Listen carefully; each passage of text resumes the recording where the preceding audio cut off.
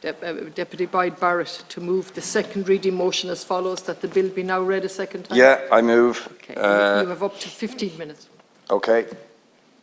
Right, so I'm moving the Employment Permits Miscellaneous Provisions Bill 2021. The bill is about learning one of the lessons, or trying to learn one of the lessons of the COVID-19 pandemic, and protecting a particularly vulnerable group of workers whose plight was highlighted in the midst of the pandemic and became, I suppose, one of the central stories. Is there a problem?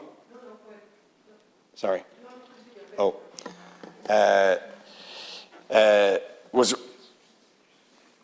Was revealed as one of the central stories and scandals of the pandemic. And that was the plight of migrant workers working in areas like meat processing and meat processing plants, in horticulture, in dairy, and other similar areas. In those areas, we have thousands and thousands of people working, and about 70% of them are migrant workers.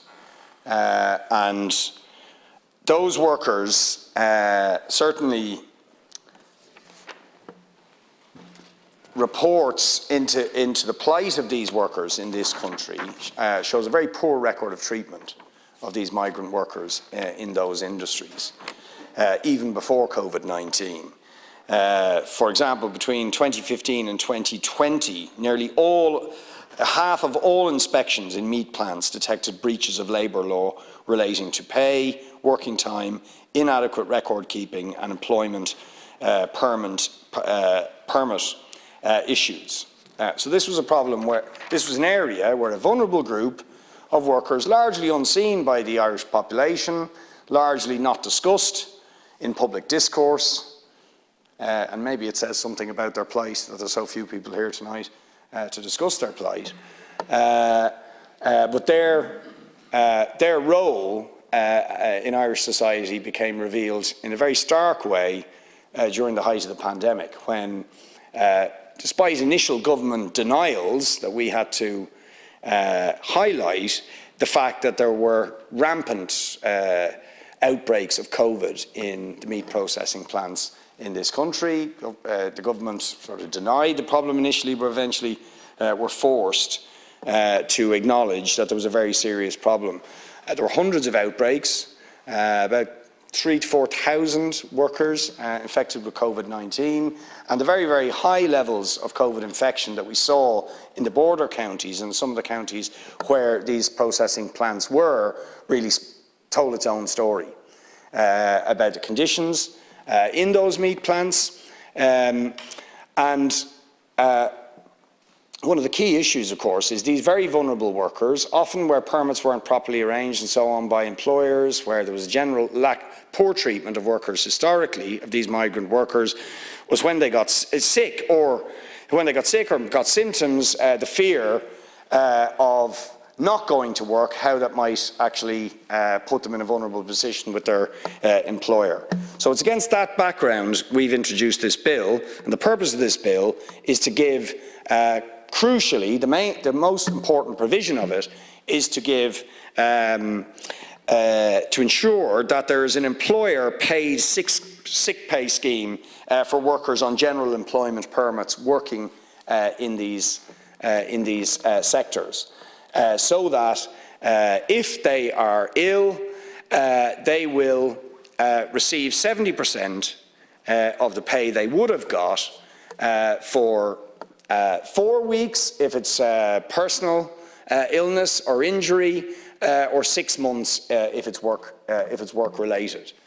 So that is the really central provision, and it's important to say why that's important. It's obviously important for the health of the workers themselves, that they shouldn't be forced to go to work sick because of fear of financial loss or, if you like, retribution by an employer who's unhappy that they might choose to stay off sick. So it's very, very important for that reason. But as we learned during the pandemic, it was also critically important to address the plight of these workers in order to actually reduce the level of transmission of COVID-19. In other words, if they're treated badly, it had a very serious impact on the public health situation in the towns and the villages and the areas around where those plants were based. But it also, again, very importantly, had potential impacts on the food chain of this country, on the food supply chain. You know, if 70% of the people who are helping process meat, who are picking fruit and vegetables for the shelves of the shops in this country to feed people, are vulnerable and could be sick and so on, that we actually saw that potentially could have endangered the food supply chain for the whole country. And of course also addressing this is good for workers generally. I mean, there's not a proper statutory sick pay scheme for all workers in this country. In the private sector, many workers don't have that, and we need that as well. But if there can be a cohort of migrant workers who are badly treated, are vulnerable, and don't have rights, then that actually undermines conditions for workers generally in this country and makes it more difficult for them to fight for their rights to the sort of statutory entitlement they should have to sick pay if they become ill. So that is the central provision, is to ensure that basically employers will not get permits for migrant workers unless they provide a sick pay scheme that will ensure that workers who get ill will get sick pay for 4 weeks in the case of personal injury or illness, or 6 months in the case of work-related illness. It does take a number of other measures as well to give access to workers who are treated badly by their employer to the WRC adjudication process, even where there may be problems with their permits, but where they have shown reasonable effort to actually secure work permits, and where essentially the responsibility really for them not having them lies with employers who didn't take those matters seriously, or maybe who even thought it was convenient to have workers in that vulnerable position. So Section 1 seeks to ensure that sort of access for workers to recourse to the WRC even if they don't have a valid work permit. It also allows workers on the general employment permit to seek to have an alternative employer. They shouldn't just be tied to one employer if it is the case that their health, their dignity at work, their well-being is threatened by their treatment at the hands of a particular employer. And another section of the bill ensures that any amount that is awarded to a migrant worker under the 2014 Amendment Act in terms of redundancy in the case of employers becoming insolvent, that they can receive that award. So this is about giving rights to these vulnerable workers who we saw just how vulnerable they were and just how bad for all of us it was if they are treated badly and do not have those kind of protections. Now, the government may say, because they have talked about, and the Oireachtas has talked about bringing in a bill that will provide a sick pay scheme. I think he's talked about it being the COVID workers' benefit, but it is not adequate in our opinion, in that first of all, in order to avail of it, you will have to be paying PRSI contributions for 6 months. So a lot of workers who might have been here a few weeks, a lot of the people at the centre of what we saw during COVID would not be entitled to sick pay in the situation we've just been through with the COVID pandemic under the scheme that he's proposing. It is also only proposing to give between 4 days entitlement to sick pay and 10 days over a period of years, with the numbers of days increasing, but it is still paltry compared to what is necessary. And while it's proposing to give 70% of the pay for those much shorter and totally inadequate periods, that will be capped at €110 a day, which is simply not enough. We think the government should support this bill.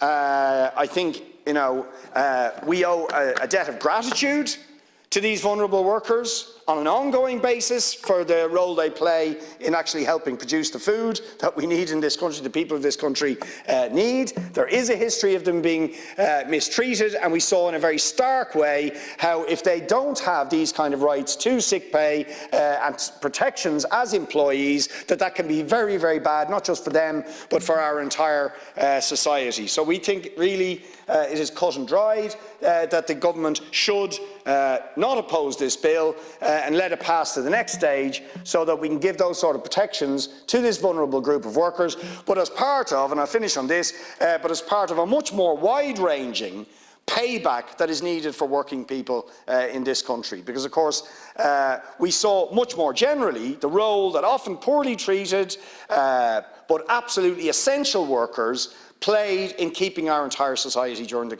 COVID. And often workers who are vulnerable suffer from poor working conditions, very low pay, and there was a lot of clapping and a lot of rhetoric about the role they played, but we need to see really tangible measures to improve basic pay, conditions of employment for workers in this country who kept us all going and sustained us through this very difficult and dark period. So I leave it on that, and I hope the government will respond positively to the bill. Thank you, Deputy.